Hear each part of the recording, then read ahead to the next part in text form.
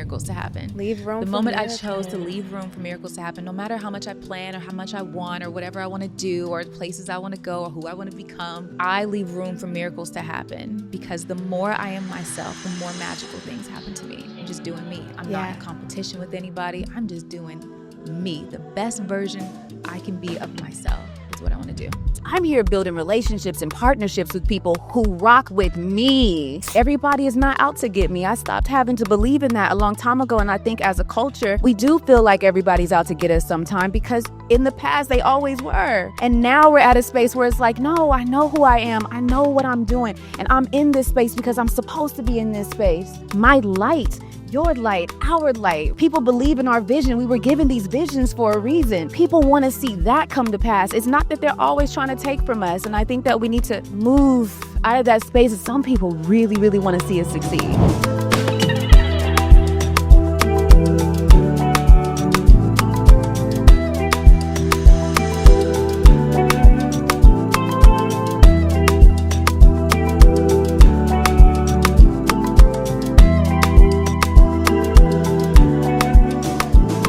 Welcome back to another episode of Women of TmrO. I'm really excited about this episode. If you are new here, Women of TmrO is a platform dedicated to the wellness and longevity of women globally. And so if that sounds like you, please stick around. You don't want to miss this episode with Phoenix White.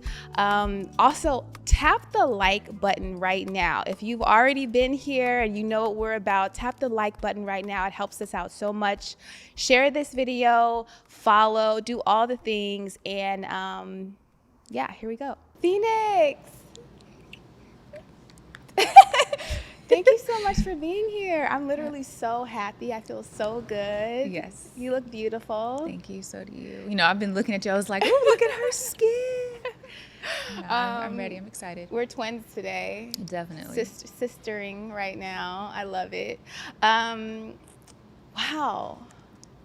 We diving in. We going deep. Yeah. Deep. Let's go in. I first just I love to find out, where were you born and where were you raised? So I was born in San Diego, California. Okay. And then due to a lot of things that went on in my family, I ended up in Texas and I ended up in Milpitas, and I just ended up in a lot of different places. So, yeah. But I was born in San Diego.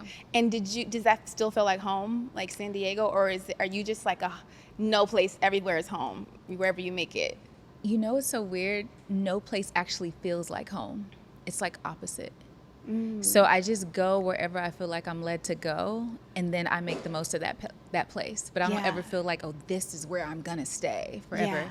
Yeah. I don't have that. Yeah, I mean, I kind of feel that way. Like, I don't identify with a place. Because I moved around quite a bit growing up. Yeah.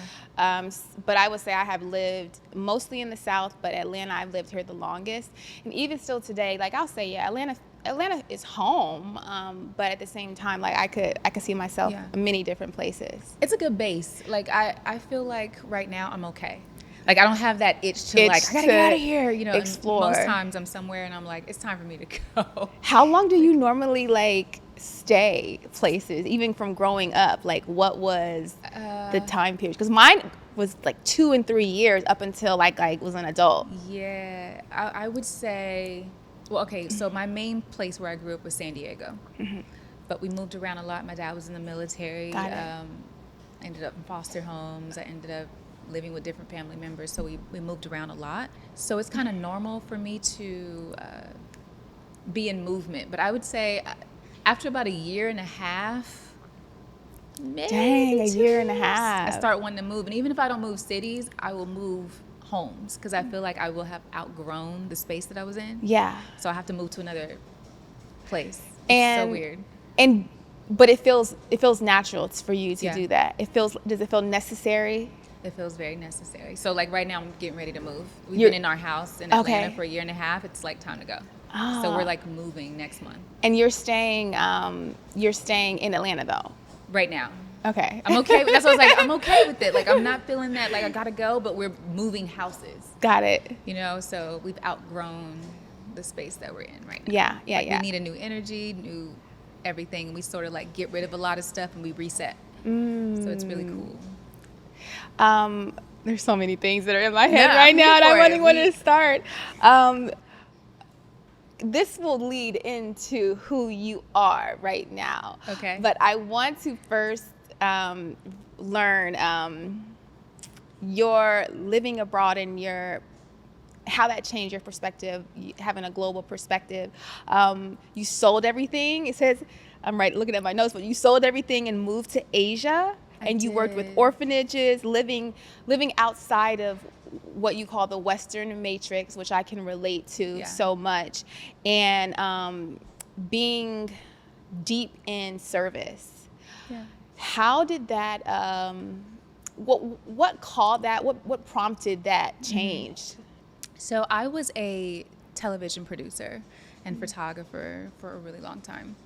And I remember I had just wrote my book and it had just came out. I was doing these red carpets and I was just doing all this stuff. And then I had this moment one day, I was like, is this it? Is this what I do? I just get dressed, got to get a new outfit, I got to do my makeup, I got to do a red carpet, and that's it. And it didn't feel like enough, like I was in my purpose. So some kind of way, orphanages started coming across my screen, and like I just started to tune into it. And I started feeling led to go out of the country and help kids in other countries. And so I ended up in Cambodia, me and my 10-year-old. Well, he's 19 now, but he was 10 then. So, I've been doing this stuff for a long time. We left, sold all of our stuff, went to Cambodia, and we stayed for about a year, but we went all over. So we were in Cambodia, Thailand, India, Australia. Like, we just kept moving around. Indonesia, like, we were all over the place. And so we worked in different orphanages. We raised money, and so what I did is I would film things in the orphanage, and then I would send it back to the US, and then I would have people donate money. Oh, wow. And then I was able to go help them build up their orphanage. We got showers made. We helped build their school. We took all the kids to the movies for the first time, got them shoes and clothes, and went to their poor villages. And like they call it the poor village. So it's not something I'm making up. Yeah. Okay. It's actually called the poor village. They call it the poor village. So I was like, the poor village? Because to me, Cambodia, it's all seemingly kind of poor, right?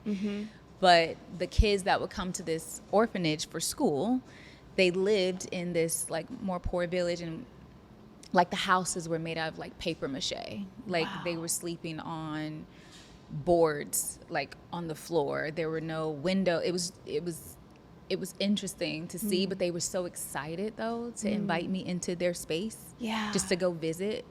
That, just to be present there.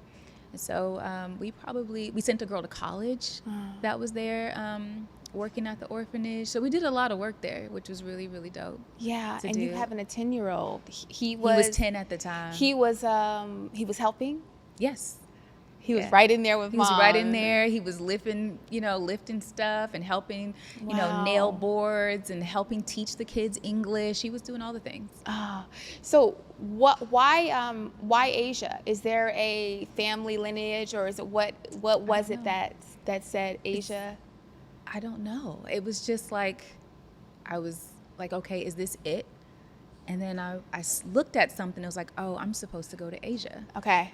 It's like, you get a prompt. Led. Yeah, it's like a prompt. Oh, I'm supposed to go to Asia. Same thing happened with Mexico. Same thing happened with Dubai. Like it will just prompt me, and I'll just go. And you've lived in Mexico and Dubai. Well, I didn't live in Dubai. I was in Dubai, but I lived in Mexico with my newborn. So, well, he's not a newborn anymore. He's 5. He's 5. So we lived there for about 4 years, almost 4 years. So when he was about 6 months, same prompt. It was like, I got to get out of here. Wow. For my mental health, I was like, I don't know where we're going, but we're going somewhere. Yeah. And we ended up going to Mexico because he was born during COVID. And when you're born during COVID, everything was closed except for Mexico. Wow. I was like, I need to be near water. I need to be near water. I know I'm supposed to go near water. And that was the only place that was open to go to. Now, obviously you moved around a lot growing up, so you had the propensity, you have the stomach to get up and go, which most people don't have that. But what came up for you as you were making the decision to kind of uproot where you were each time and move? Like, is that a part of your personality, or like we said earlier, was it just necessary? You know, my mom said something to me when I was moving because nobody agreed with what I was doing. I was wondering, I know there was some pushback. Everybody thinks I am totally off my rocker. Like, they think I'm nuts. Like, my family, they didn't move around as much as we moved around. Okay. So although we moved around, the kids moved around to different people, but my actual parents, they weren't moving like that.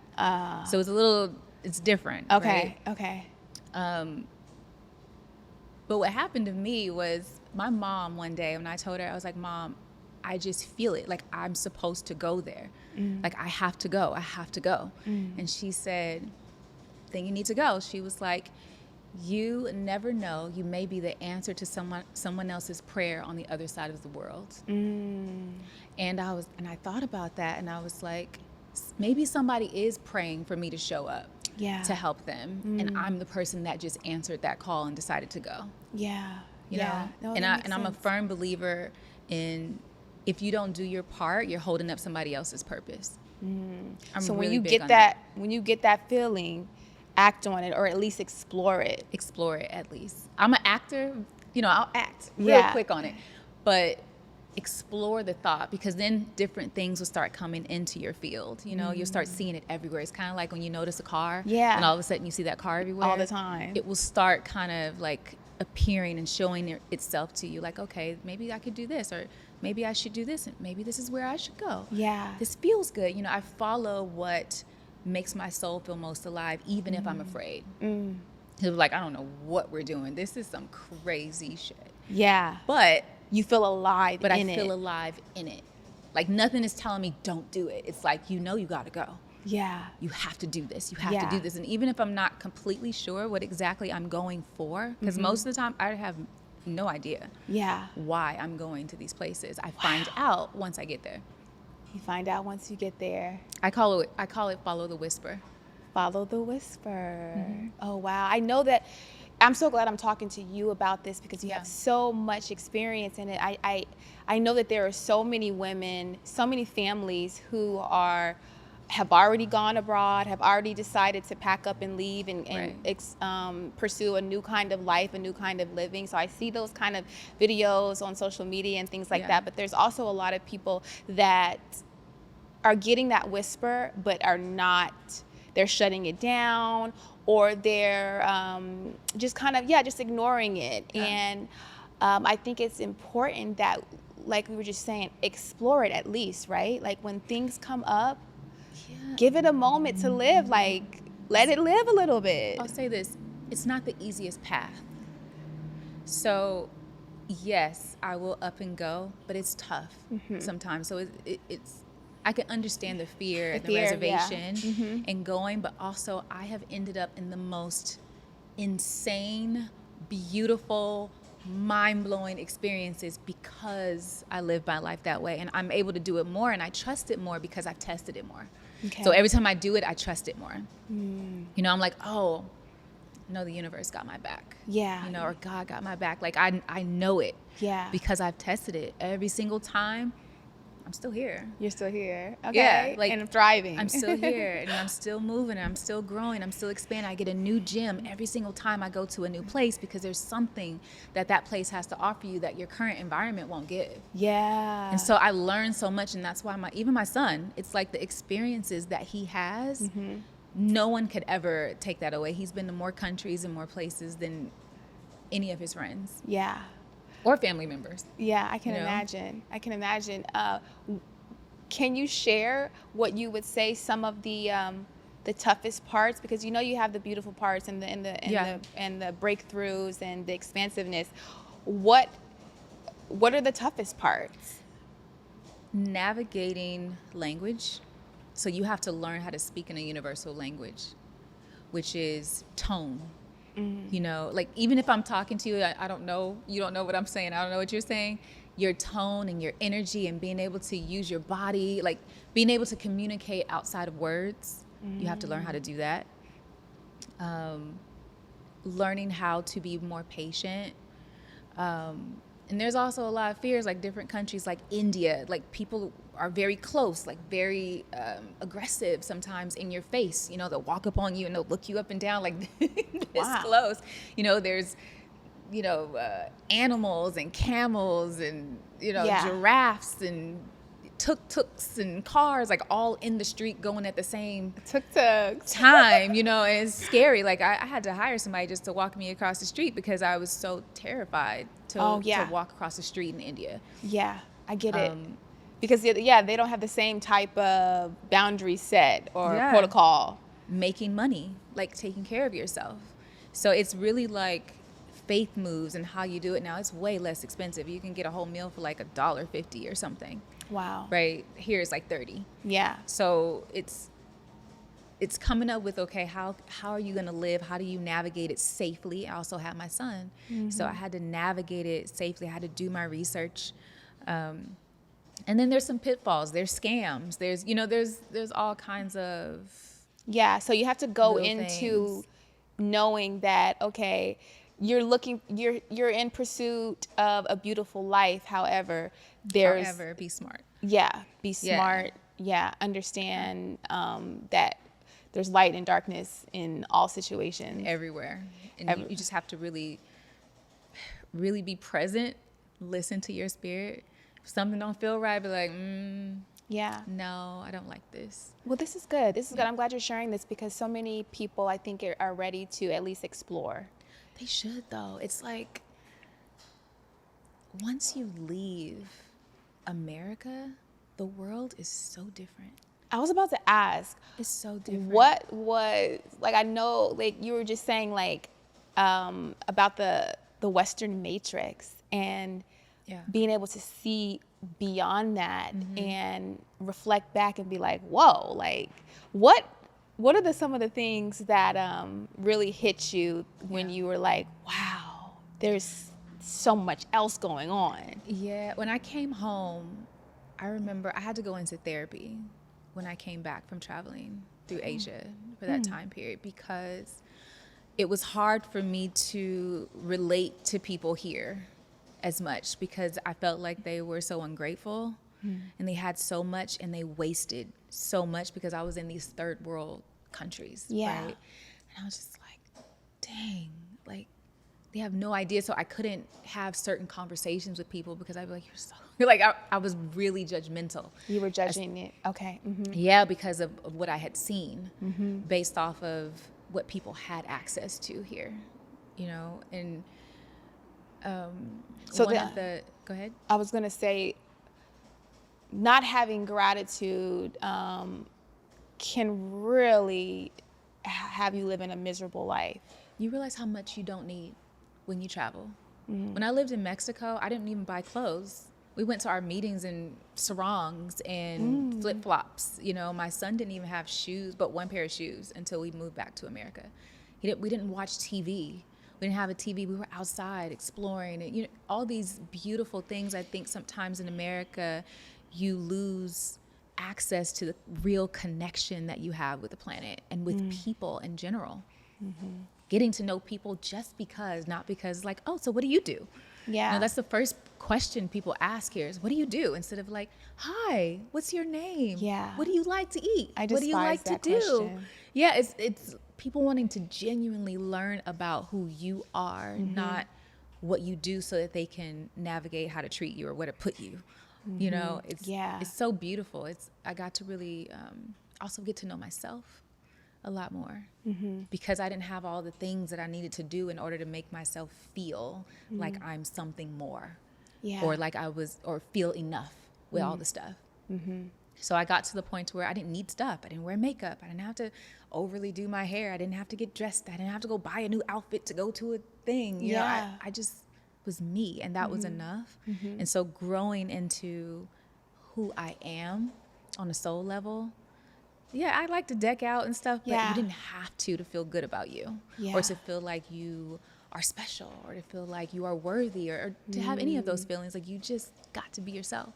And so that's something that I really loved about living in Mexico. It was just, you just got to grow. You know, it's I would say you can grow there. You can't really expand too far there. Okay. Like grow a company or something. Yeah. But you can grow your soul. You can grow on a soul level there. Yeah. And it's I really love beautiful. that. Yeah. Okay. I think when we first kind of chatted a little bit, I was like, what is it that you call yourself professionally? Like, just wanting to know, like, what lane do you Yeah. put yourself in, if you have one at all? And you said global activator. I thought that was so cool. Like, global activator, that's fire. That's fire. What does that mean to you?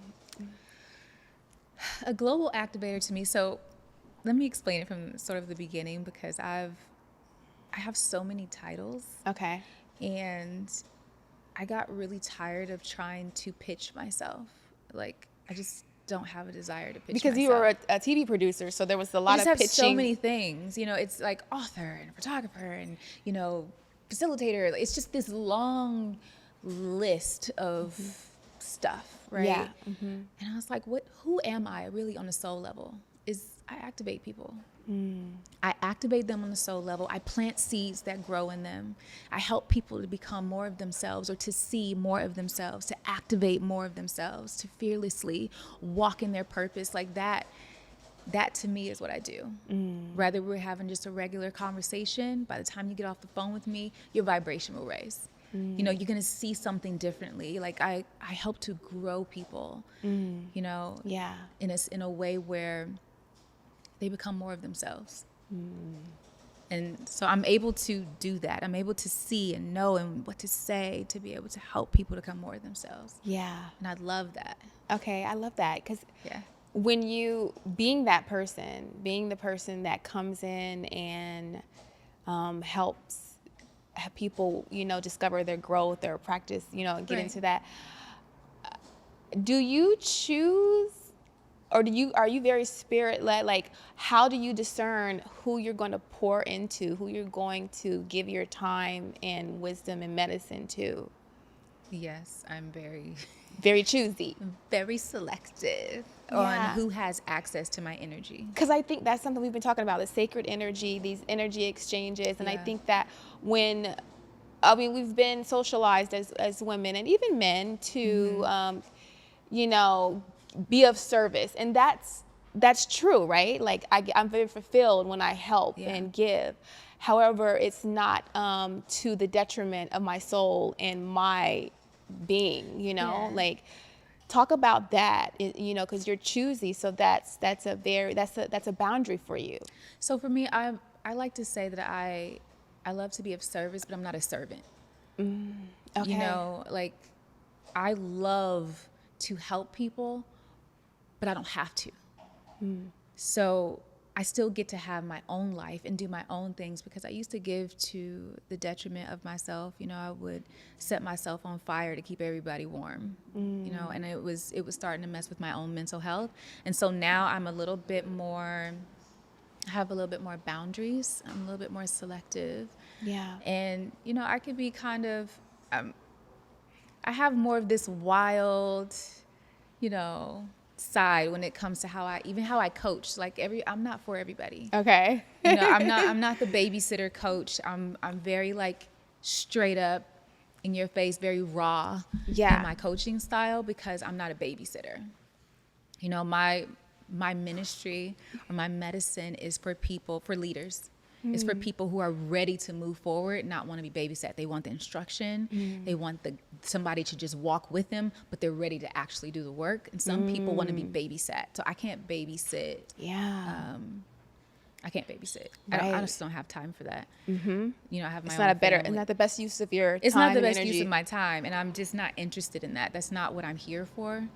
And so, and it's draining. But when I'm working with people who are on it, it's exciting for me. It's also equal amount of medicine coming back to me, right? Like I want to feel turned up and excited, and I'm like walking around my house pacing when I'm talking to you. I'm excited. Like it needs to, like the giver of the medicine also receives that same medicine back.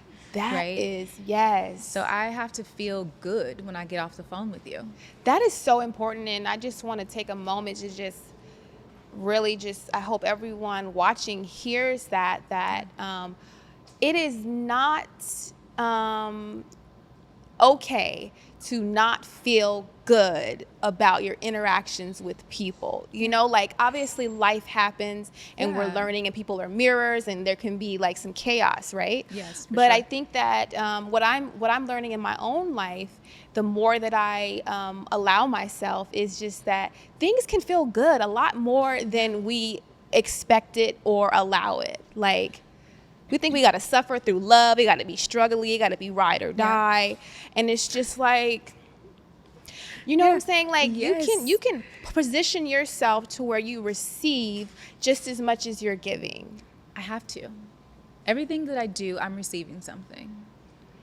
Because, And that's how the world goes round. yeah, otherwise my cup will always be empty. Like, who wants to just always be empty Yeah. all the time? It's like I gotta go find somewhere to go fill me up, or I'm putting pressure on the people that love me to fill me back up because I've chosen to do things that don't fuel me on a soul level, that don't set me on fire, that don't excite me. Like, I've chosen to do that, so then I put pressure on other people. We have to be more responsible for the energy we're putting off on others, because if my cup is empty, somebody has to help me refill it. Somebody has to help you. Or I have to do a whole lot of work. Somebody has to plug into me with their beautiful battery and raise my vibration back up because I've allowed it to be drained. And I think it's important for us to take more of a radical responsibility for how we're even treating the people that love us. Yeah. You know, like we go out and we give our best to everybody, and then we're at home and we're depleted. We don't have anything left for our kids. We don't have anything left for our partners. We don't have anything left for ourselves. Yeah. I want something left for myself. I don't have to give everything. And I used to feel like that because I thought that I was supposed to. But now I just was like, well, who told me that? Yeah. Who said that that is true? Who said that I have to love everybody? I stopped that too. And it's not the most popular thing to say, because as healers and, you know, shamans and, you know, light workers, we're supposed to love everybody. But I simply don't believe in that concept. I'm loving. Yeah, you are love. I am loving. You are love and yourself. I'm loved. Yeah. Do I love everybody? Yeah. No. Yeah. There's some people who do some really evil things. I don't have any love for them at all. Yeah. And I think it's important to feel honest and to be more honest than trying to regurgitate what I've been told. That's not what I feel. Yeah. You know, and I don't want to be a liar. This intuition, these gut feelings, this instincts that we have been schooled out of engaging with them and nurturing them. But now I feel so many people are coming back to that intuition. Yeah, it's like being honest. I'm in a place where radical honesty is so important to me, because the more I'm not myself, the more I don't like myself. The more I feel caged, the more I'm depressed, the more I don't feel good, the more I'm sad, the more my mental health is struggling. But when I just tap into just being like, I don't like that shit, I feel good after. You know, it's like I just don't do that. Yeah. I don't like that. I'm not going here. I'm not saying that. I don't believe in this. This is not who I am. I want to just be more of myself, and that makes me feel more alive. And as leaders, I think it's important for us to be so much more honest, because we are letting people fall because they're trying to attain something that is not possible sometimes. Yeah. Or this spiritual, beautiful, balanced, equal, happy life that's not real. Yeah. There's phases, and there's emotions, and there's things that we should be able to feel. I feel like people need to allow their emotions to feel them. Yeah. Allow them to flow through them, you know, so that they don't get trapped in them. Like, because we're killing ourselves because we're lying to ourselves. And we're beating ourselves up. It makes me think of, I'm going through this 21-day reset, and yesterday was day 14, and I broke my fast, and I had some. And so I broke my 21 days at 14, and normally I would be like, ugh, you just can't get it right. And yesterday I'm like, no, I did 14 days, baby. Like, that's a lot of days. I was devoted to it for 14 days. I didn't reach the 21 days, but on day 15, I started back over. And that just made me feel so much better to treat myself that way, you know, versus being like, well, you didn't do the 21 days, so you're a failure. It's like, well, no, I actually won for 14 days, had a moment, and now I'm about to win again. But even beyond that, right? I went 14 days. I did that, and my body said, hey, I need to take a break real quick and I need to do something different. And you trusted your inner navigational system. Yeah. And then you rebooted and was like, okay, now that I got what I needed, now I can keep going. It's not a win or a lose. You know, you get what I mean? Yeah. Because that also still adds to good and bad. There's no win or lose. It's, ooh, I'm proud of myself. I did this. And that's it. You stay there. You hold on to that. And then if you want to reset, you go back into reset. I'm trusting my body. You're going with the flow. You don't have to go with what your plan is all the time. Sometimes your body is like, no, you're going to pass out. You know?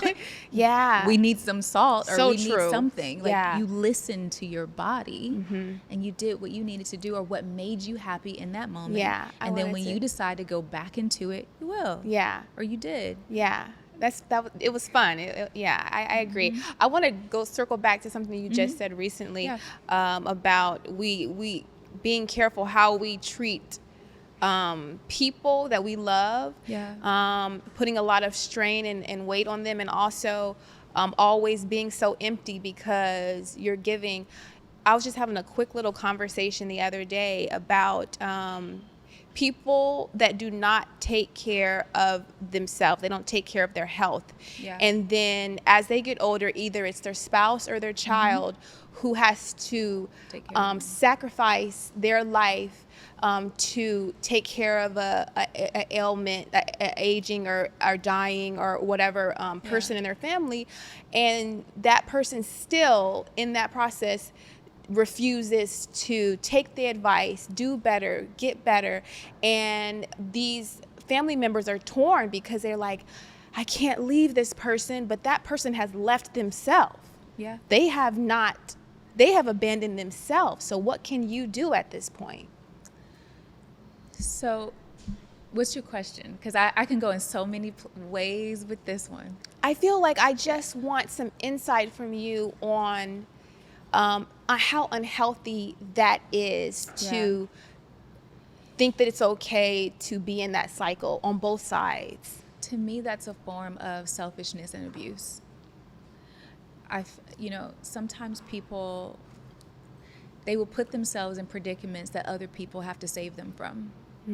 And that requires sacrifice of that other person to stop their life and what they have going on for months at a time, or years at a time, and nurse that person back to health or take care of all the things they didn't take care of. And I just feel like that's not fair. Yeah. And sometimes there's different reasons, there's addictions, there's things that are outside of people's control. But I've also seen people get helped and then they go right back. And so then it's up to the giver, the person that's helping them, to decide, okay, what do I choose? What boundaries are they going to create within that atmosphere? Because you want to be there for the people you love. You don't want to see them hurt. You don't want to see them die. Yeah, you don't. But also, there needs to be some boundaries for what you allow yourself to do if it doesn't feel good. If it doesn't feel good. Because sometimes it's like, whatever I could do to be of service because, or an elderly person got sick or something like that. Yeah. And they've taken care of everyone their whole life. So that's also a part of some women's lineages, some grandmothers. They took care of everyone and neglected themselves. So now their health is failing and everybody has to take care of them. Got it. Right? Yeah. I've seen that. Yeah. That's a different story. Yeah. But that also rolls back to us who will soon become elders at some point. Yeah. How are we choosing to live our lives now so that we're not in that situation later, so that we live longer, healthier, happier lives Yeah. to whatever extent that they go, and not make other people responsible for us at the end based off of how well we didn't take care of ourselves. Yeah. So it comes back to me, taking care of yourself, prioritizing yourself and your wellness is not selfish. It's actually self-love and love to others, because you're being a shining example and you're making sure that they're not going to have to sacrifice themselves in the long run because you didn't take care of yourself. So it's not selfish. I see my mom just do this just recently. She went because one of our family members got really, really sick from not caring for themselves properly. And she went basically on a save mission, you know, like I'm going to nurse her back to health. And she went there. But what happened was she was there for so long, she was neglecting herself and her own mental health that she got sick and ended up having to have surgery when she got home. Wow. Because so much stuff was going on. And it was so much turmoil and so much chaos and so much like prayers and so much healing work and like all this stuff that when she got home, not even a week or two later, my mom had to have emergency surgery. Wow. And so now she's on this, I got to save myself thing. And sometimes people will get mad at me when I say, like, I can go for a week, but I'm not going for a month. They'll get upset. But it's like, that's the capacity I have before it starts rolling over into my personal mental health and my personal space. This is the excess I have to give. And if I don't have any excess to give, then I just don't have it. There's some sacrifices, some emergencies, but long term, because you didn't take care of yourself, I don't do as much. Yeah, anymore. I'm so inspired by that. I'm so inspired Thank that you. you are leading your life in that way, because it's just time. It's time for that to start seeing that reciprocity within the community, within relationship dynamics. And yeah, so global activator. Okay. Who or what activated you? Like, what got That's you? a good question. What got you? What led you here after creating so much and having so many different skills and careers, I would even say? So, you know, there's levels to your life, right? Yeah. Different things happen. I would say it started when I was way younger. I was having dreams. I was doing things. People were coming to me asking questions. So I was always kind of had this thing when I was little. Yeah. But I would say the big igniting moments would be one, when I was suicidal before, coming out of that, having a child, my first one, and my second one. They did different things. Yeah.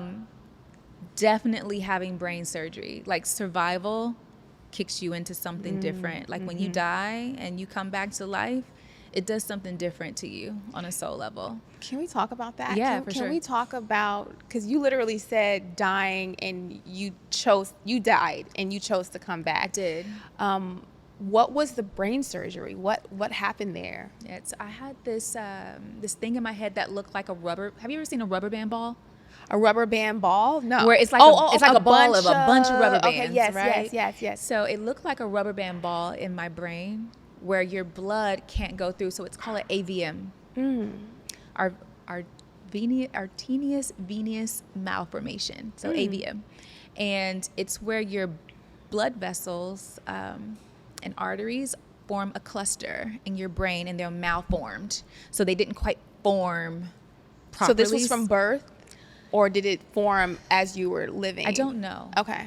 I think it was from birth, and we just didn't know about it. Yeah. But it grew based off of the stress in my life, the trauma, all the stuff. So the more stress I got, the more it expanded. So it started the blood would hit it, and it would just keep growing and growing and growing. So it doubled in size from the first time I saw it or heard about it. And I was like, oh man, because when it would happen, my ears would buzz and ring and my equilibrium would just knock out. So I would just like go faint. And then I would like catch myself. Oh, wow. It was weird. I could be driving, I could be walking. It was like, you could possibly have like a stroke or a heart attack at some point. And my son was really, really little at that time. I would say he was 2 or 3. And I just didn't want to be driving and have a seizure, because I've seen my sister do that. Okay. Before she has seizures. And, I hurt him or I hurt myself because I don't know when it comes on. It just happens. Yeah. So I elected to have brain surgery. Wow. And it was crazy. Brain surgery, like that just seems like so like, I mean, yeah. That's It's like insane. I had 2 brain surgeries. 2 brain surgeries. Yeah. And so the moment where you say that you died, Yeah. what was this in surgery? This was in surgery. And you were like, I remember hell it. no, I'm coming back. What? No, actually, I was totally opposite. Oh, you were so crazy. I was you were opposite. ready. I was ready because I had gotten to a point where I was like, if it's my time, then it's my time. And the weirdest feeling is to not be afraid to die. And I didn't know that about myself. It was kind of scary until I had to have brain surgery, and I was filling out all these forms. It's like, well, if you die, you know, we're going to do this past your heart, and this could happen, and this could happen. And I had to fill out paperwork where my son is going to go. If I died, who's going to have him? I had to fill out all this stuff. Yeah. Your living will and trust. And I didn't feel any type of way. I only felt sad about leaving him. Mm-hmm. That's the only thing that made me sad. Seemed to be like a catch-22 like type of decision to make. Like, yeah. I could harm him if I don't get this surgery, or I could leave him if I do get this surgery. Yeah. That was the only thing, because I was a single mom at that time. And it was like, I'm all he has. You know, I'm like his first love, his bestie. Yeah. Right? And I think that was the part that made me feel it made me cry the most. Mm-hmm. Everything else I didn't care about. Yeah. It was like, if it's my time, it's my time. I've done what I was supposed to do here. Like, I always feel like I live my life each day as if it's my last day. Mm. You know, like, I want to just do as much as I can. I want to explore. I want to live my life to the fullest. And if at that point that I had done all that I could do, then that was going to be it. And I was okay with it. Yeah. And so I remember being on the table. So it's a true story. I remember it so vividly. I guess they gave me propofol, I want to say. That's it's deep sleep. Okay. And I remember being in this dark space that I now refer to as in between. And because I can access it still. Wow. It's like when people pass over, I can access that space and meet people there. Wow. It's like a gift that popped up. But I was in this in between space, and I was just floating. It was black, but it was warm. And I'm just laying and I'm just floating, you know, on my back, just floating.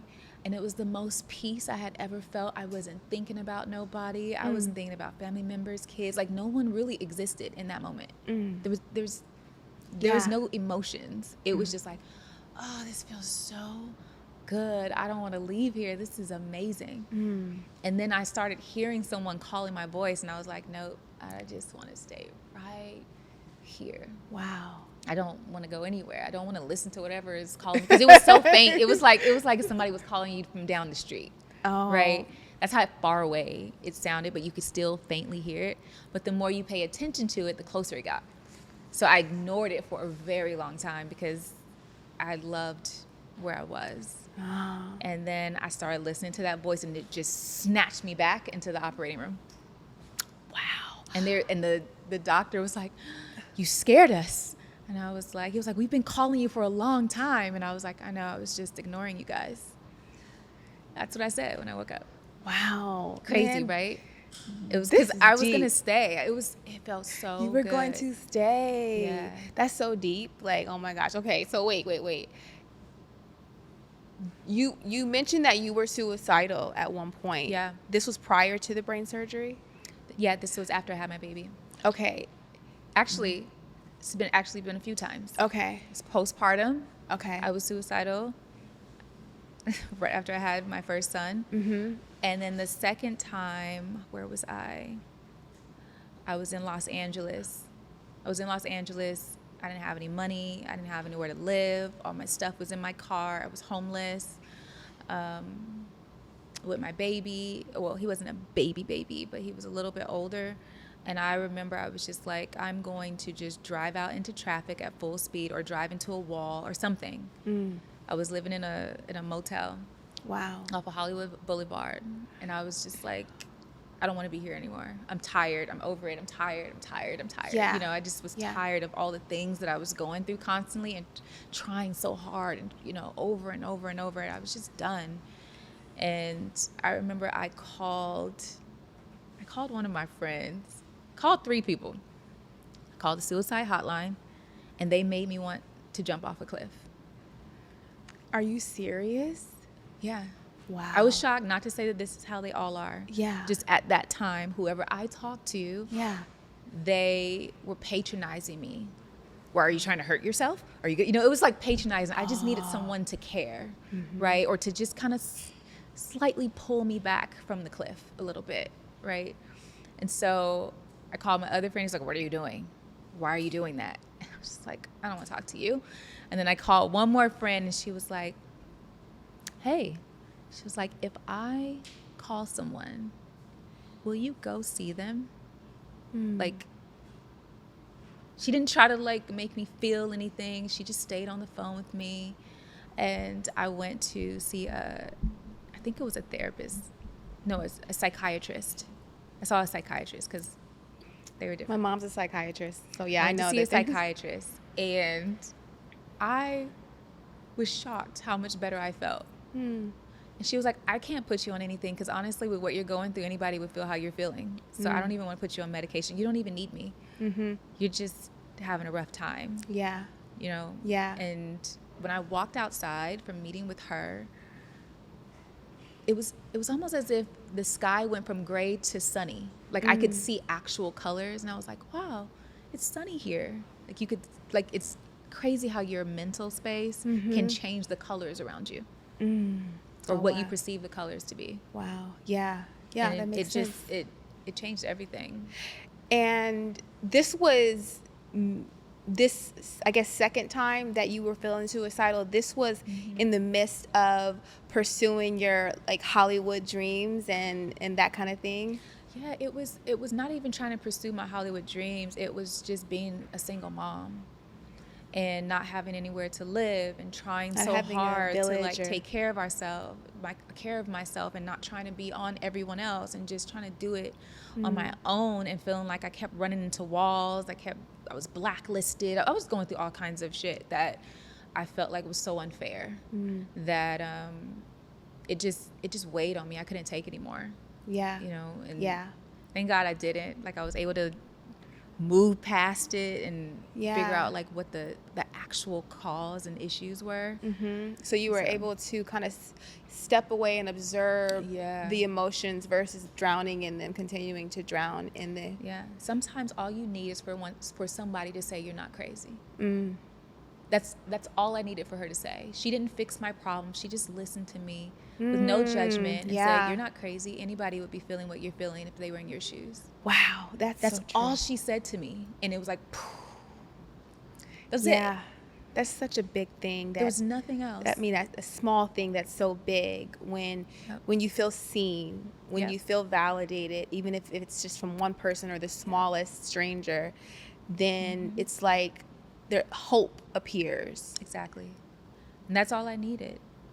Now, being suicidal is different from where you felt like you were just not afraid to die. No, it's totally different. Totally this was different. like at peace. I was like, this is the best rest I ever had, and it's warm. Because when you're in that in-between space, sometimes, well, from my perspective, from what I experienced, you're not thinking from this carnal space.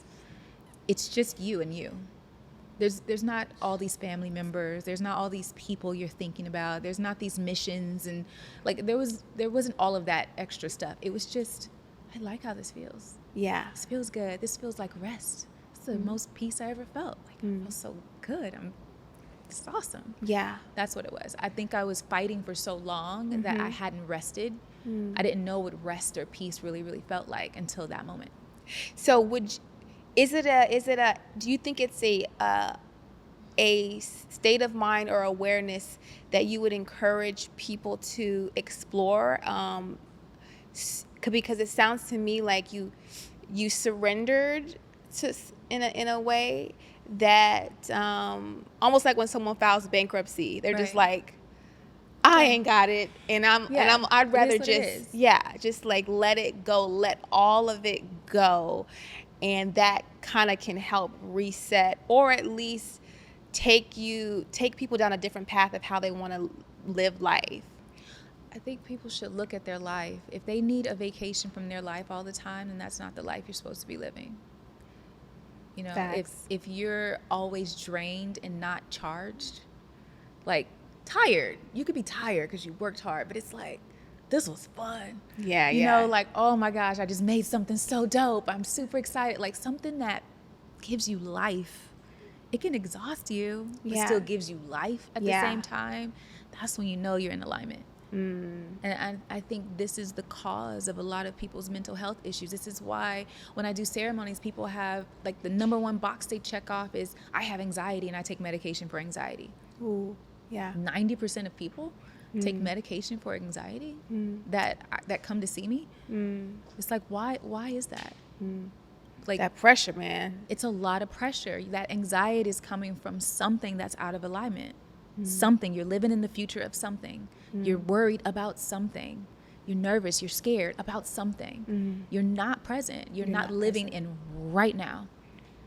So that's where that anxiety comes from. They tell us to plan and, like, it's like, do the most, make the most progress, plan for the future, get a savings account, get an RA, get retirement. It's like, we're not. Yeah. No one says it's okay to be present and just like, I'm gonna live for this moment and then see where this moment takes me. Because you don't know if there's a tomorrow. You know, a lot of us are doing all this preparing as if we know what our end date is. It's like, who said that you're gonna get to 60 to retire? Who told you that? You know, who said that? So it's like, okay, I'm living for then. Yeah. I'm living my life right now for then. Yes, we want to prepare and we want to do great things and we want to explore and we want to, like, you know, have money and we want all that stuff. Yes. But we also need some sort of balance where it's like, who are we? Like, where you don't miss your life trying to prepare for your future one. Because there's a beauty in this present moment. There's a beauty in this journey part. You know, that's where the story is, not the win at the end. It's the story, that journey. Like, we're sitting here talking about my journey. Yeah. That's what's going to inspire the next person, not what I've accomplished necessarily. True. It's, wow, what did you go through? What did you accomplish? Like, what did you do to get there? And, like, what was the journey like? And, you know, like, that is the part that is captivating. Yeah. That's the fun part. Yeah. The ups and the downs, the roller coaster of life. It's not just the end goal. Yeah, because when you get there, just like how you were saying, like, this is all, change That's your it. outfits. I got it. And it was like, that's it.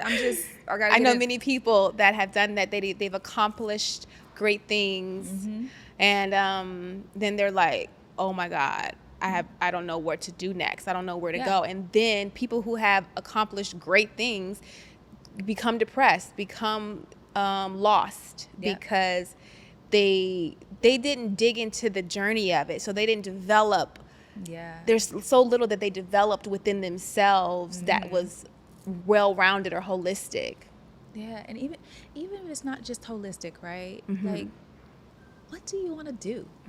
It could be, I want to go roller skate. It could be, I want to travel to this country that I've been thinking about for forever. I just want to see it. Yeah. I want to do an Instagram photo here. Just anything that makes you feel alive. That's what you run towards. Yeah. It's just trying new things. It doesn't even always have to be so goal oriented. You know, it's just, I love that.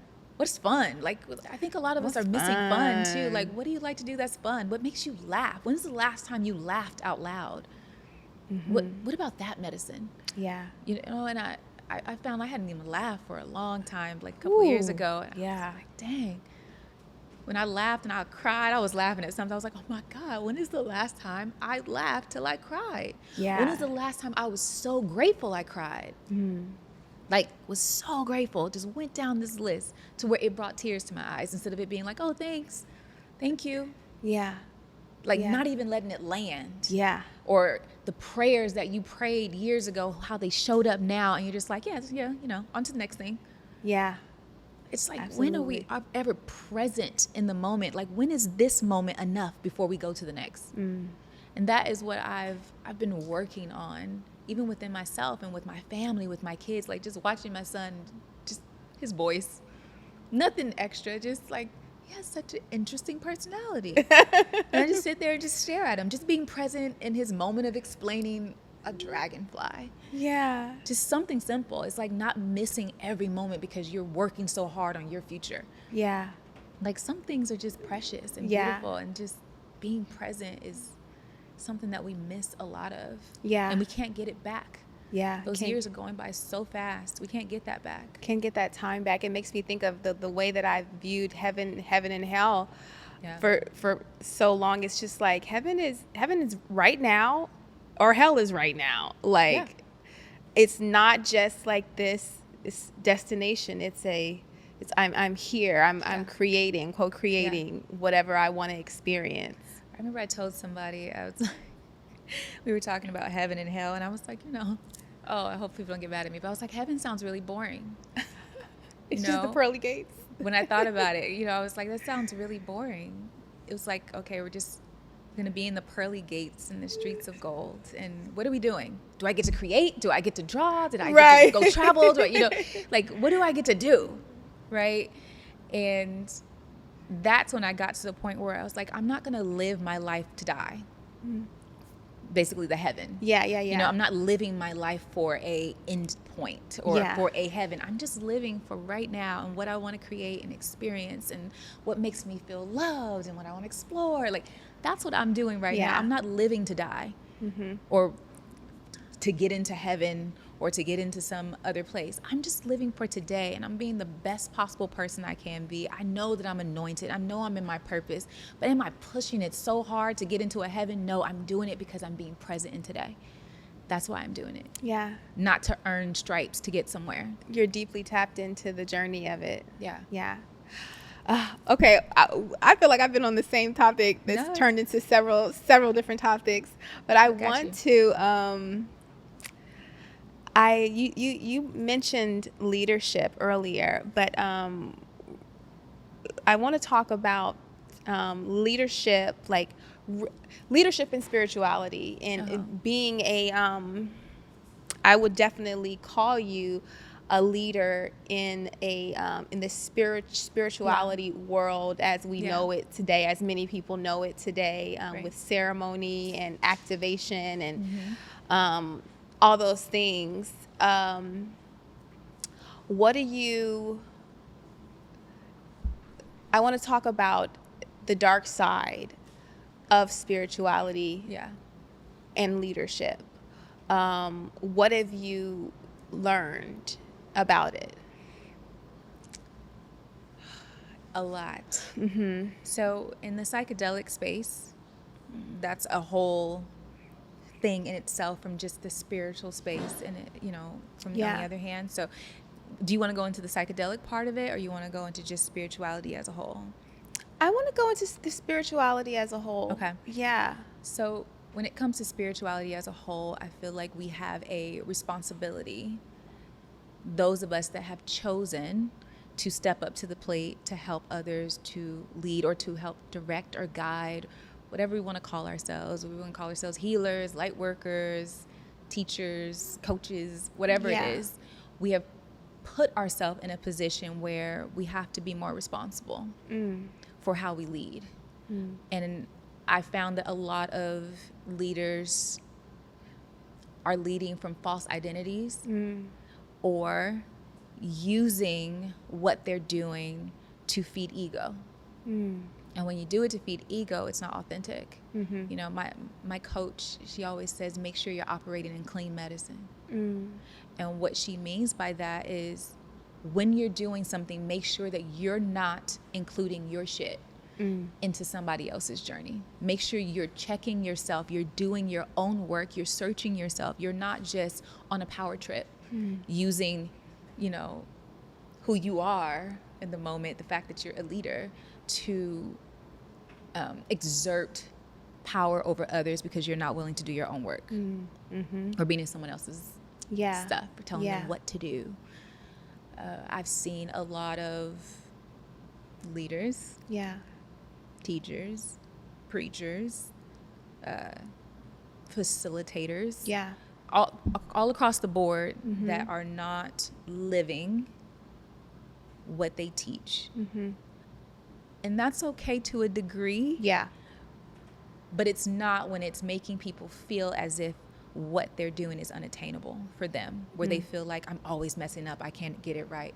It's that is causing people to fail, and it's not helping them to grow. So it's almost kind of just like the pharmaceutical business, where it's just like, we're gonna not actually heal the problem. Get to the source, but we're just going to feed you crumbs. Drip feed you. so that you always need me. Do you always need me? How do it's wild. I mean, it makes sense to me, but I did not know how much the spiritual industry, it's become an industry. It's an industry, and how it is being exploited until I started Women of Tomorrow and really got a little bit deeper into, I guess, my interaction with people in the space. Right. And call me naive, but I've been shocked several times about how the energy in person does not match what's online and what's being shown. And I have questioned myself so much in those scenarios, because I'm like, well, maybe I'm the one, since I just now started, maybe I'm the one who just can't handle. But no, I'm at the point now that I'm like, that's not authentic. Yeah, and when I first started in psychedelics, that's when I was really shocked, because for some reason in my mind, I separated spiritual world and religion, because I grew up as a Christian. So I saw that world, and the ins and outs and the ups and downs, and it has its beautiful sides, it has its dark sides. And then I also, with spirituality, I thought that it was more holistic, more pure, more shamanic, more all these things. And when I saw how abusive it had become, or what it was, because I was new, back in the day, some years ago, I was like thinking people are going to be different. Yeah. But they weren't. Right. They were very abusive in the space. So even with psychedelics, like the reason why I even do it, the reason why I've chosen to lead in the psychedelic space, especially as a woman, a Black woman, because so many people are abusing it. They're abusing people when they're taking it. There is a dark side to all of this stuff. And so, what are you inviting in? These circles that are created, they're supposed to be holy and sacred, are being tainted and abused, and people are coming out fractured and hurt because of the people that are leading. And so that's what I would say, like the darker side of it. And I was really shocked. And so I had to separate myself from it. A lot of people. Like I had to just create my own bubble. Yeah. Because I didn't know who to trust, because I would see behind the scenes and I'd be like, you are really mean to, like, why are you talking so badly about them? Like, I would look at them from this spiritual, holy perspective, but at the core, it was money grabs. It was very, very greedy for money, because you can make a ton of money in spirituality. Yeah. And it's just, that's not what it's for. Yes, you can do it. Right. I think abundance, we are worthy of that abundance. I don't want to get it wrong here. I'm worthy of the abundance for the work and the effort, the intention, and the stuff that I've done. But money is not the driving force for why I'm doing it. And that is the driving force for why some people are doing it. Not all. I've met some beautiful facilitators and some beautiful preachers, pastors, leaders, coaches, and I've also met some terrible ones as well. And so this conversation that we're having about both sides and us having our own journey and seeing how well, okay, it's really real in here. Yeah. I'm encouraging people to don't go anywhere blind.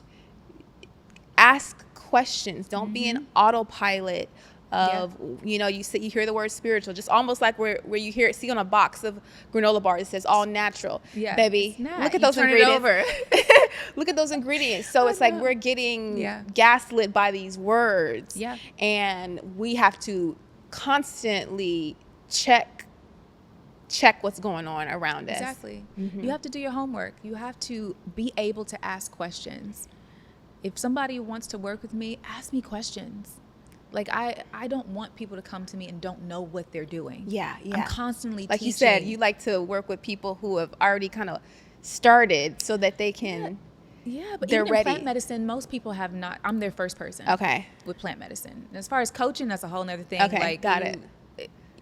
I like to coach leaders. So that's leaders or people who are thought leaders, people who are like on a higher frequency that are here to actually affect the world. That's the clients that I love. The plant medicine, that's not necessarily the demo. It's more, but you still want people that care enough to meet you where your wisdom. Well, they got to be ready to do the work instead of, I just want to try something.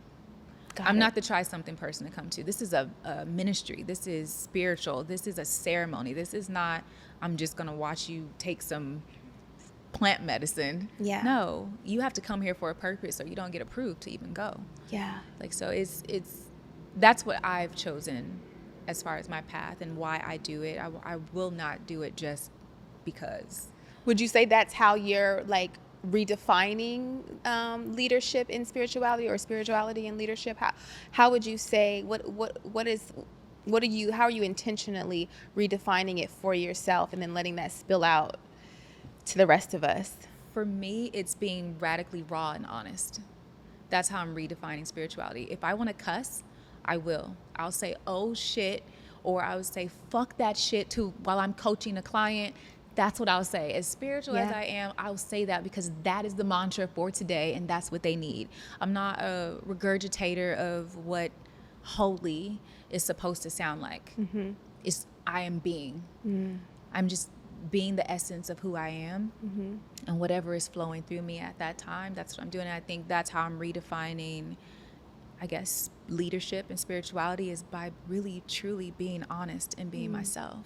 Yeah. Instead of a regurgitator. Mm-hmm. You know, I don't want to be like everyone else. My ministry is not for everybody. And the people that resonate with how I am, which is more warrior-like, priestess, warrior-like energy, like it's a mix of the two. Yeah, you said soft and free. It's soft, free, a little bit wild. Yeah, you know? Okay. It's a little wild, but wild in a sense where do what you want to do, say what you want to say, be who you want to be, feel how you want to feel, like more of like express yourself. Yeah. Do you. Yeah. Instead of, muting yourself or trying to be what other people expect of you.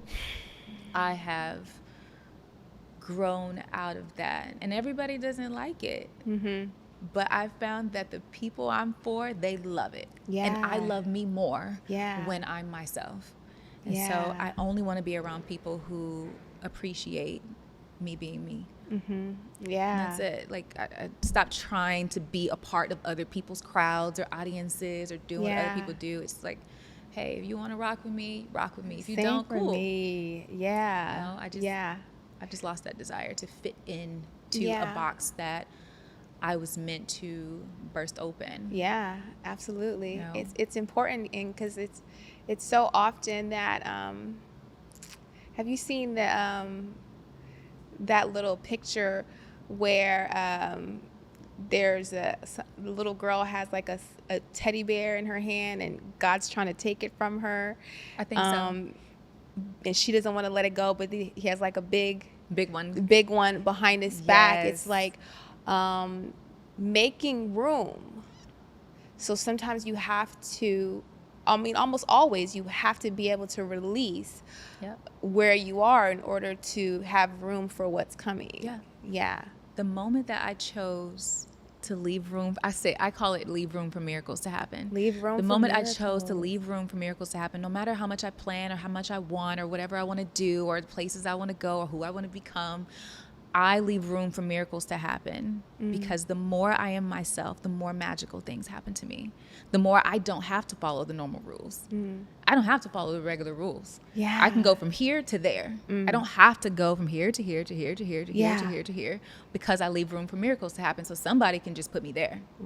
I don't have to do the normal stuff as everybody else because I'm just doing me. I'm not in competition with anybody. I'm just doing me, the best version I can be of myself is what I want to do. I love that. No, seriously, I want to tap in with your book. You have a book, I do. Redefining Strong. So you've always just redefined things for yourself in your life to get through all the different stages. What inspired the book when you actually wrote it? My spirit told me to write it. It was like, you got to write your book. You got to write your book. You got to write your... It was literally like on repeat in my head. You got to write your book. And I was like, what book? So I booked myself a trip to Costa Rica. And I went way up it was Manuel Antonio. It was like up in these mountains, like 2 or 3 hours away from the airport. And I opened my computer and literally the words just started pouring out from my book. I just started writing. Wow. And then every day, every experience, you know, if there was a thunderstorm or I was trapped in the middle of the rain in some remote island, I write a chapter called Dancing in the Rain. Like I come home and I start writing about that. What did you learn from this? So it just, you know, it's really listening to your spirit and following it. How did you land on the name Redefining Strong, and what does that mean? Because I had been through so much stuff that I used to think strength was one thing, and it wasn't. I used to think strength was, you know, how much you could take, how much you could stand up without falling apart, you know, not expressing myself. I used to think strength was setting myself on fire to help everybody. I used to think all these things, and I found that with all the stuff that I had gone through, from being raped, abused, from going through stuff with my kid being a single mom, to brain surgery, to going into foster homes, it was just a long life already, up to the point when I wrote that book, that I felt like there was so many lessons I learned about myself within that process. So my book is more of a guide, so it tells stories about my life, but it also is a guide about what I learned from it and how you can actually heal different parts. Oh, I love that. I love a guide. Yeah, there's a workbook in there and everything. Oh, nice. Okay, cool. It's dope. Now, even in I'll say my kind of like slogan, or my my mission for Women of Tomorrow is the longevity of women. Yeah. And approaching life in a holistic way. When I say holistic, just like the whole of it. It's not just career. It's not just money. It's not just relationships. It's like all of the above plus more, everything that you can imagine, working together to really create a full life. And I see that you have experience in that, in longevity, through redefining things for yourself. And you mentioned something about biohacking. Yeah. What is biohacking, and how does it contribute to your how has it contributed to your longevity? So I got into longevity and biohacking a couple of years ago, and I met the father of biohacking. His name is Dave Asprey, so he came up with that term, biohacking. Okay. So he's one of my mentors also. Oh, nice. And biohacking is finding out, it's taking different things, like stacks of different, whether it be medicines or different life choices, things that help your mitochondria, things that help your body, like all these different things, and learning how to use them properly to extend your lifespan. So it's biohacking your life, or biohacking your system, your DNA, how it operates. So it's learning how to hack it, basically. Hacking your biology, in a sense. So really that comes down to really understanding our biology. You have to have some understanding. But what I've found in biohacking and longevity is the rules are different for people of color or different ethnic groups. They don't make sense. We don't all take the same things or have the same issues with the same things. Yep. Right? And I didn't know that before when I started with biohacking, because there aren't a lot of Black people in the space. Got it. There are not a lot of Black people in longevity either. So every time I'm in a room, I'm like the only Black woman or Black person in the whole space most times. But I feel like I'm like Robin Hood. I'm like learning all the stuff and I'm bringing it back, and I'm like, okay, this is what we need to do, because the stuff that they have, the science and the information that they know, is things I had never heard of in my life. Telomeres. And do you know what a telomere is? No, I don't. I didn't know what a I've telomere heard of that, was. though. You know, it's like your lifespan, like how long your life is based off of these telomeres and how short they get. Oh, I didn't know anything about telomeres and about these different pills, or like NAD, and like there's so many things that you can take that extend your, I wouldn't say just extend your life, but give you a better quality of life. So my goal is not to live forever. Yeah. A lot of biohackers, their goal is to live forever. Got it. Or to live to 199 or something like that. My goal is not to live forever. My goal is to live better. with the time I have here, because I don't know my expiration date. So I'm like, I just want to live great while I'm here. I don't want to be in pain. I don't want to be tired. You know, I don't want to be foggy. I want to know what I need to heal, because there are certain things in our foods that especially people of color eat that we don't even realize is killing us so fast. Yeah. And why we all mostly will probably have heart issues if we did test. I got my I partner with this company called Function, and they do like over 100 blood tests, I think 109 or something like that blood test. And I was like, I'm pretty healthy. You know, I got all my stuff. I got my blood test. I had all of these heart issues. And I was like, how is this possible when I eat healthy? I realized that the stuff that I thought was healthy for me is not. It's not healthy for my body. And that all of the seed oils and the 90% of the foods we buy at the grocery store are killing us.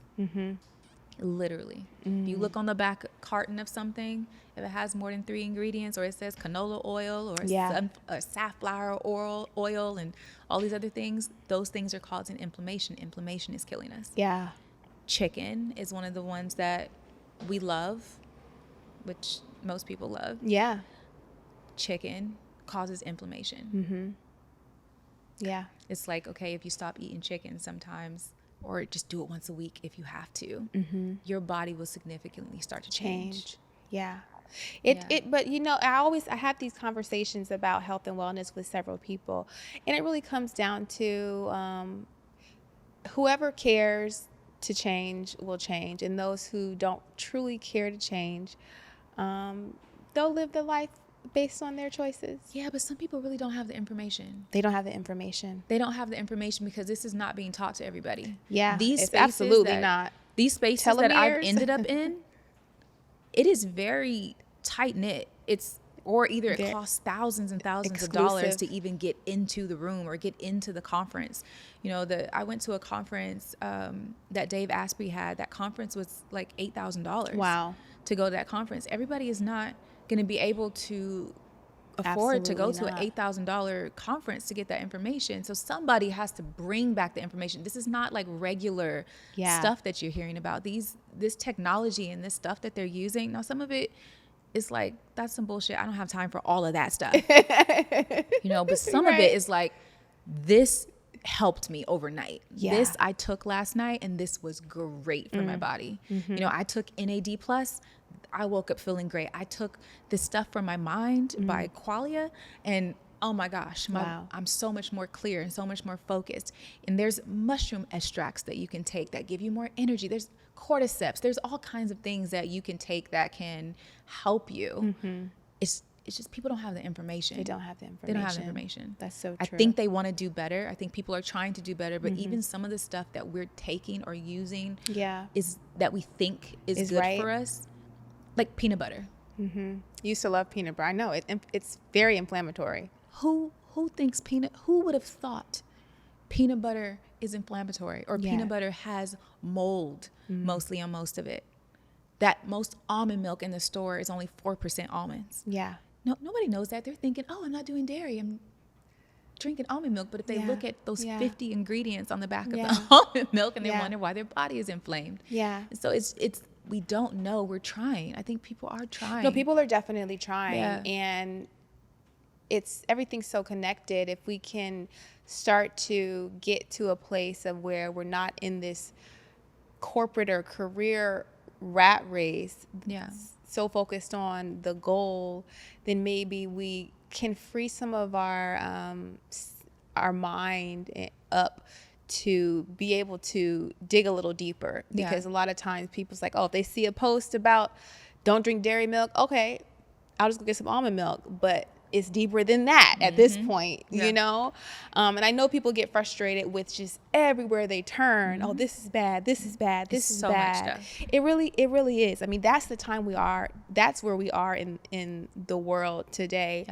But I feel optimistic. Me too. I have no choice but to. I mean, that's just how I live my life, you know, being optimistic. I found that when you leave the country, everything is healthier. It's so much healthier. Like, you can eat anything you want. I can eat chicken. I can eat beef. I can eat steak. I was in Italy eating pasta, chips, and I couldn't even tell. I was like, it's the chemicals here. That's all. It's what they allow in here Yeah. in the U.S. In the U.S. Yep. So everyone, make sure your passport is ready. I want to talk about this timeline access. That's Quantum jumping. yeah, quantum jumping, timeline access. Okay, but before that, Okay. you have a 19-year-old and a 5-year-old. I do. And motherhood and co-parenting. Uh-huh. I think that is so relevant. Well, obviously, always motherhood has always been relevant. Right. I think even more so now, the conscious parenting and even co-parenting. I know that my not everyone has a co-parent, not everyone has a spouse. But I had a good example in my life when my parents did get divorced at 8 years old. They really did a really great job. They obviously worked together because you can't do it. One person can't do it on their own, but they worked together to create a positive environment for, I was able to view my dad as who he was to me, not who he was to my mom, and vice versa. Like, they definitely did not project their relationship onto us. So I got to form my own relationship with my dad and love him for just being my daddy, not if he was a good or bad husband. The same for my mom. Same. Yeah, there's so much hurt and devastation in the space of I guess single parenting. And that even ties into sacred partnership. Let's talk about that. Let's talk about it. Yeah, I want to know from your experience, motherhood. It's you've been a mother for 19 years, and then you started over. I started over. What's going? How do you feel about that, or what has that done to your life? I am crazy. No, no, I love my little toddler. It's interesting because they have two different parents. Okay. Who I was when I had my first son at 25 and who I was when I had my second baby at 40. It's totally different parents. Yeah. One met me when he came to my life. We met each other when I was going through a really rough time. I didn't really know myself. Yeah. And this other one, he has this conscious parent. My 19-year-old, he had to grow with me. The baby, he's spoiled. He's just like, I have boundaries and I want to be left alone. I don't want to kiss right now, but maybe later. He's totally different. He's like little baby Tarzan. So like they're just totally different. And so the reason why I put conscious parenting more so than gentle parenting, because that don't work for me. Okay. Gentle parenting doesn't work for me. Okay. I don't have little gentle little kids, or gentle teenagers. Like sometimes I have to get on their ass and be like, get this now.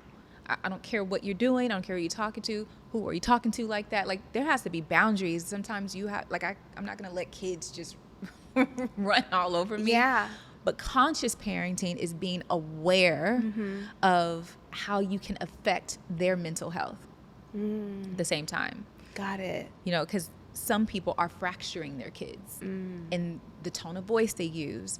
If they are aware enough to even apologize if they make a mistake to their kids, to let them know. Like if I yell at my son, because I'm not going to say like I never yell.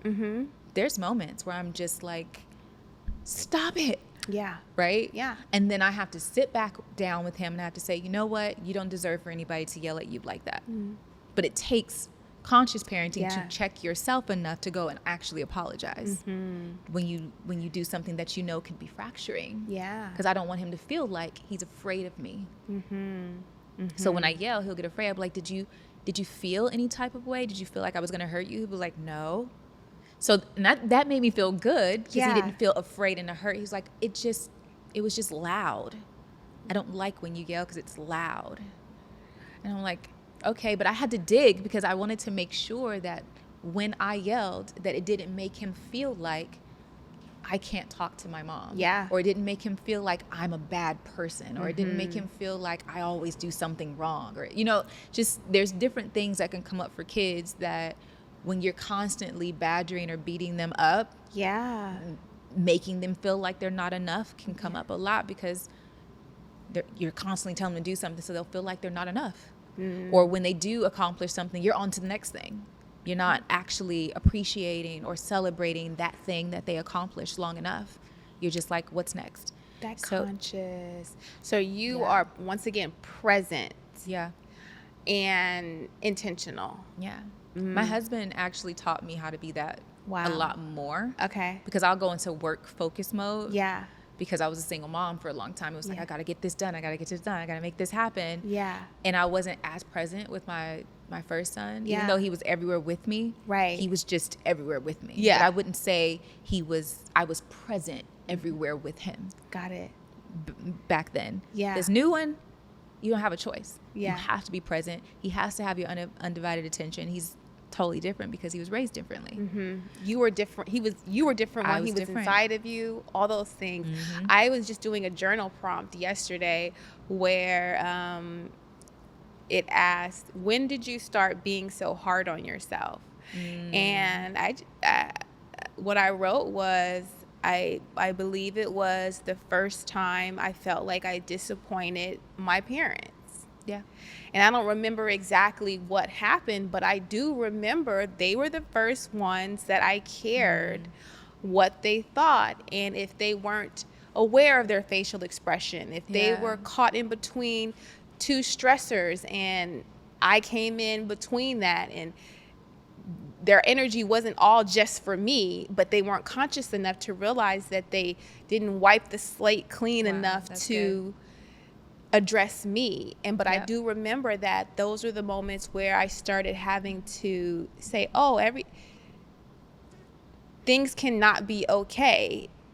I might not be good enough, or I can disappoint, or I can by being myself. So that makes me think of the conscious parenting of so many of us learn very early it ain't safe. Very early. Or if you speak up or if you say something, you're going to be hurt for it. Or you're going to be dismissed, or your voice doesn't matter. So then people grow up and their voice doesn't matter. They don't speak up for themselves. They end up in abusive situations. It trickles, so we try really, really hard, both me and my partner, to make sure that we are conscious about the things we do and the things that we say to our kids. With your 19-year-old, him now seeing you as a new mommy, is there ever any conversations with you guys like, dang, it wasn't like that when I grew up? Or is there ever any? No. Okay. Actually, he doesn't do that.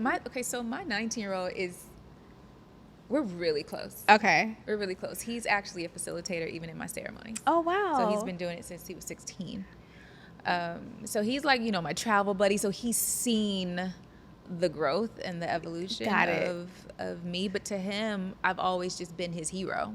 Got it. He's very proud of you. Yeah, he is very supportive, very proud. Like if I have something going on, if I hear a new song, I'm like calling, and he's the one that's gonna get excited. He's gonna give me the reaction that I want, and it's real though. Yeah. Because we're very similar.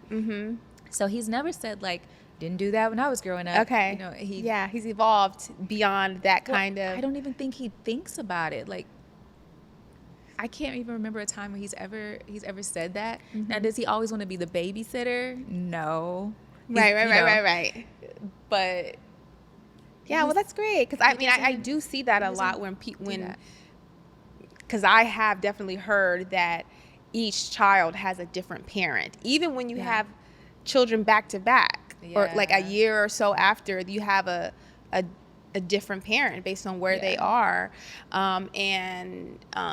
it sounds to me like y'all's relationship is so close to where there was conversations, there was he was allowed to speak and share. So it didn't build up to this. He traveled all over the world with me.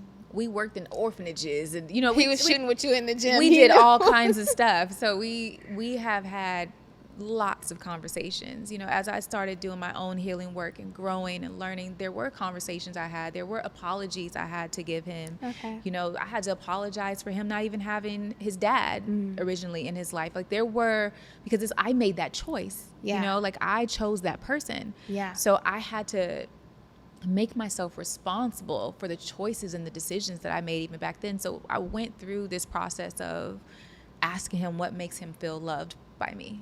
You know, just like really relearning him when he was younger. I would say he was like 10. I really started this healing process with him. So I don't know. I think he doesn't think about that stuff. That's great. Yeah. Speaking of the choices you made in relationship, let's tap in with relationships. Okay. And what have you learned about the choices that you've made with choosing the right person? And I will say this because this was on my heart the other day, but it's been an ongoing conversation or just like consideration when it comes to the male and female, or the woman and the man, like coming together in relationships, if that's what you want, right? But there's so many people who want relationships, but are doing everything, it seems like, to not find a relationship or not be relationship material. Right. It's almost like there's the blame game going on, and yes, there is so much responsibility on both sides to work together to make changes. There's cycles on both sides. Well, then I heard someone say, one of the elders, she was like, it was actually a male. Was it a male? I can't remember who it was, but they were speaking on women having the more of the responsibility to reset what's going on here, because we are the givers of life, so to speak. So we have that womb intelligence that says, yes, we have to be the ones to be more discerning, to make the better decisions. How do you feel about that? I think there's always so much pressure put on women to do more. Yeah. And I just don't subscribe to all that anymore. Okay. I mean, yes, I was taught this, you know, your man needs to do this and he needs to do that and blah, blah, blah. But I think everybody has their own perfect fusion of what is good for them versus what is good for someone else. Yeah. What may be okay, like I love to move. Most men that I know don't like to move like that. So I had to be with someone who's like, okay, well, I guess we're going to Mexico. Okay, I guess we're going to this place. Like, I had to be with someone who was okay with up and moving and still being like, okay, we're still a unit. We're moving as one. I guess that's what we're doing now. I trust your instinct. Got it. You know, and vice versa, right? I feel like everybody needs to do their own work. Got it. It doesn't need to be just me leading the charge. And no, he needs to do his soul work and he needs to be meeting me halfway. I need to do my soul work and I need to be meeting him halfway. He needs to work on his triggers. I got to work on my triggers. You know, we have to both be equally rising at the same time. I don't have to overwork and do more, put more on my plate than he has to be responsible for. That doesn't make sense to me. Yeah. You know, there's a divine masculine, there's a divine feminine. That it has to be equally balanced. It can't be unbalanced. That's when women start getting more stressed out. That's when they start having ovarian issues. That's when they start having just problems. Yeah. It needs to be what works for you without feeling like you have to do more or more to make up for what they are choosing not to do. I think that they need to be responsible for what they bring to the table just as much as you. Just as much. Yeah. What have you learned about I guess what you would now call sacred partnership? Allowing someone to be more of themselves, because I'm 45 at this point, so I've dated, I've seen things, I've met different types of people, and my partner wasn't someone I would have naturally even have gone for. He's 6 years younger than me. But what was different about him was he allowed me to be more of myself, and he had the ability to hold space for me to do me, to become this phoenix. Whereas someone else would have tried to put me in a box and like, this is your role, this is what you're supposed to do. I wouldn't have been able to unveil like this flower that I've, you know, opened up into, or these different worlds, or these different projects, or even plant medicine, or whatever it is. Like, I wouldn't have been able to unfold into that if I didn't have him as my partner to be able to say, hey, go for it. Try it. Whatever it is that you love, go do it. If I need to go out the country or go fly somewhere, he'd be like, all right, just let me know when you come back. You know, there's no restriction. So I needed someone, and that might not be for everybody. It might not be for everyone. I needed someone who could hold space for me without competing and without boxing me in to a gender role or what is expected.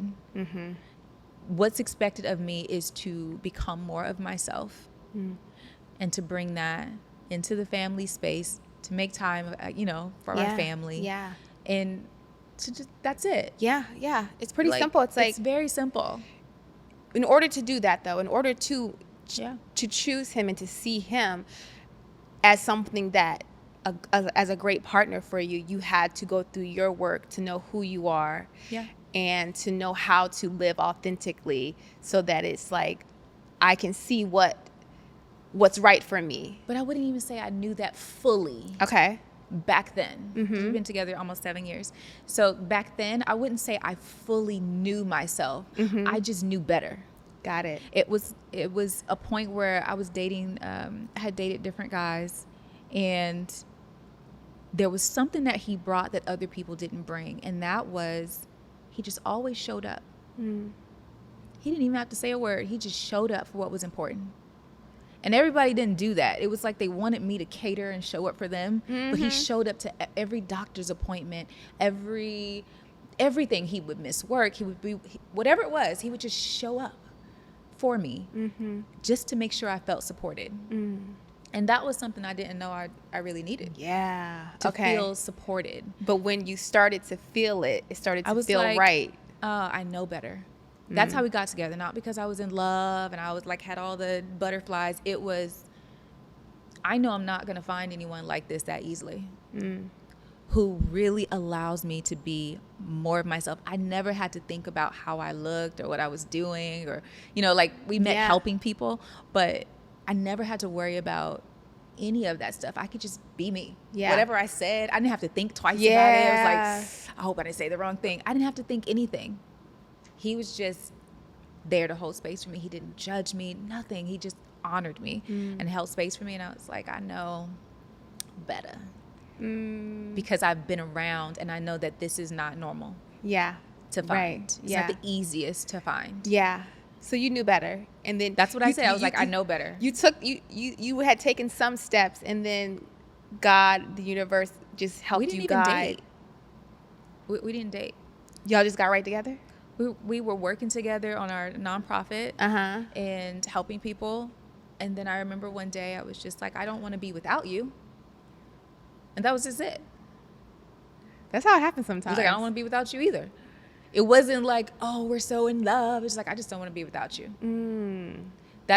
That's all I could compute and express at that time. This was safe. It wasn't cloudy. It wasn't hard. It wasn't boxing me in. It wasn't controlling, which is what a lot of people wanted to do with me. People like to take what they see with me and put me in their pocket. That was my history. And then they would try to reformulate me into something else. And so being with someone who just let me be free to be more of myself, greatest gift. I love that. I think everyone can learn from that. Finding someone that you can at least be yourself with. Not saying that you don't have to grow and continue to evolve, but you know, your silly jokes, they don't mind them. You know, like, just stick the parts that are you. Like, they love the essence of who you are. You know, everything's never going to be all perfect. You're not going to like all the things, but they love the essence of who you are, and they honor it. They see it as something of value, not something to be controlled. But like, or to own. I see you. I really see you on a soul level. I get you. I rock with you. Whatever you're doing, I rock with you. You know, like, if I do an event, he's somewhere around picking up something, helping with something. Like, he's always there. He always shows up. Yeah. Oh, that's beautiful. Okay, so I just want to end with this last Okay. little tidbit. Okay. I've got to tap into this because I'm still trying my best to have an understanding of quantum jumping, Okay. timeline access. Okay. Okay. Dang. Have you tried it? No, I don't Okay. even know where to start. I'm just starting to read more about it and ask questions out loud when I'm by myself so that some type of answers can start to come, because I mean, I hear it. I guess I'm still a little bit too boxed in my thinking. No, you just don't know how to do it. Okay. It's not that complicated. So you can do it through a meditation, a guided meditation. I can send you one. Okay. And what you do is you tap into your higher self. Mm-hmm. So it's like if I say, When you say higher self, so what do you want to do? Like what do you see yourself becoming at the highest level? oh wow, at the highest level? Yeah, like if the highest level of you, what does that look like? The highest level of me is living in pure harmony with nature. What are you doing? What am I doing? I am living off the land. I have a lot of space and warmth in my home. I'm eating mostly raw. I'm not judging myself. I like that kind of vibe. Got you. So if you do this meditation, right, you meet that person that's already living that life off the land, doing all these things, has whatever bank account you want, all those things. What you do is you go there and you analyze their behavior. What are they doing? What time do they wake up in the morning? What do they smell like? What does their house look like? Do they have clutter or not? How do they stand? What is their confidence like? When they speak, how do they speak? Do they look you in the eyes? What does her hair look like? You know, what does she smell like? What is she doing on a daily basis? What time does she wake up? What time does she go to sleep? How does her pillows look? So all of those things, behaviors, right? And then you get to ask questions. What do I need to do to get here? And it will tell you, and you just take that information and you start doing those things to get you to where you want to go. That's so much simpler than I could have even imagined. So much simpler. Yeah. Because some people, I could explain it in a scientific way, but it just goes over our heads. Okay. But that's the best way to explain it. It's like you jump to the higher version of you, do a meditation so that you can get there properly. And then you analyze the behaviors, and then you come home and you do those same behaviors. So like for mines, when I just did one recently, and she had zero clutter. I mean, she was like, because I can't focus like that. Everything she did was about making sure that her brain was healthy. Every food that she ate, every pill that she took, every exercise she did, it wasn't for being fit, it was for brain health. And I was like, so interesting, because I've had brain surgery. Because you've had brain surgery. I never thought about that. It was like, you have to keep your brain together. When you keep your brain together, your body has to be together. Everything all rolls into each other. And in order for me to be successful, I woke up at a certain time. I walked a certain amount of hours. I had a chef who cooked certain foods at a certain time. I spent time with my family at a certain time. Every time I met her, every quantum jump, she has on workout clothes. And I'm like, why are you always got on workout clothes? She was like, you can walk with me. It's every single time. She didn't even answer your question. She was like, you can walk with me and ask your questions. It's so mind-blowing. Okay. And I got to see her confidence. How did she walk around when she was in a room? Like, what was her hair like? How did she dress? What were her clothes like in her closet? You know, what did her house look like? It was all the things. It was like, okay, this is what I need to become. Her closet wasn't messy. Yeah. You know, her house wasn't messy. So I went home and I was just like, I need to throw all this stuff away and start from scratch. Yeah. You know, and then you can bring it into your current reality. I was like, okay, I'm not going to close this out. I'm not going to end the meditation. Just talk to me all day. So I walk into my closet. She's like, this is a mess.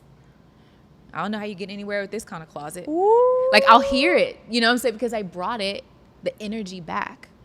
And so it's just constantly checking you and giving you a guideline on what to do to reach that person, these are the steps that she takes in order to be her. You have to live and do and eat in order to even keep up with the level of success that she has. Yeah. Your energy level has to be totally different.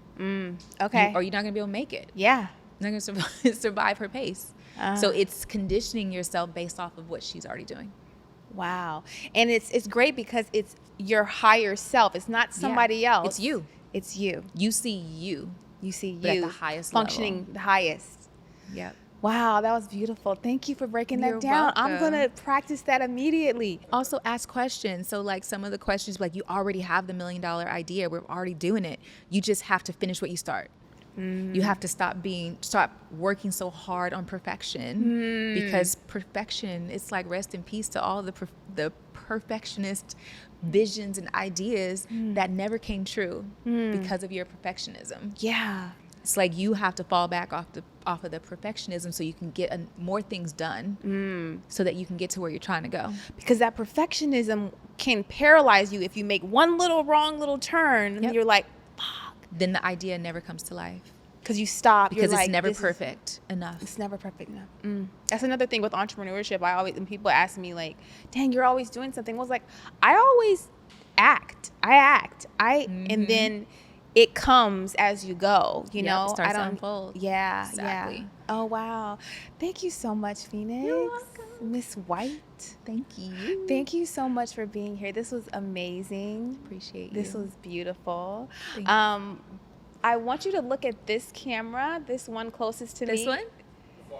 The one furthest. Okay. Yeah. And tell everyone where they can find you, what you are offering, your sacred. What's the name of your The ceremony? ceremony? That's Sacred Celestial. Sacred Celestial. I didn't want to mispronounce it. That's okay. Tell them about that, your book, where they can find your book, because I want the guide too. So yeah, just share that with that camera. Okay. Hey, I'm Phoenix White, and you can find me on Instagram, which is @PhoenixWhite. You can find my book, Redefining Strong, on Amazon. So you just put Redefining Strong by Phoenix White. It's on there. My website is IamPhoenixWhite.com. And let's see, what else? Oh, I do plant medicine ceremonies as well as Origin X, which is it's a leadership boot camp for spiritual leaders, healers, light workers. It's a little wild though, so that'll be coming out. So just check our website, which is thesacredcelestial.com, and that's most of the places you can find me, pretty much anywhere. Yeah, that's cool. Thank you. Thank you. I'm so excited. Thank you so much again for being here. I'm really excited for everyone to watch this episode. And until next time, guys, thank you.